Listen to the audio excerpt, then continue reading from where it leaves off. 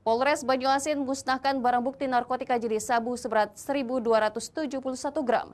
Giat ini sesuai petunjuk pasal 91 Undang-Undang Nomor 35 Tahun 2009 tentang narkotika dan pasal 45 ayat 4 KUHP mewajibkan untuk melaksanakan pemusnahan barang bukti narkotika.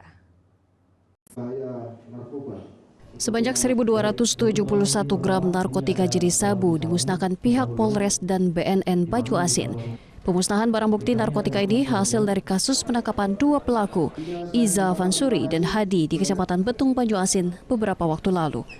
Barang bukti sabu ini dimusnahkan dengan cara di blender yang telah dicampur dengan cairan pembersih lantai. Menurut pihak kepolisian, setidaknya dengan pemusnahan barang bukti sabu ini telah menyelamatkan 10.200 jiwa dari bahaya penggunaan narkoba. Kita memusnahkan barang bukti narkoba dari kasus narkotika 2 LP yang ada di Bulan Jamuri dengan sejumlah barang bukti 1.271 gram jenis sabu.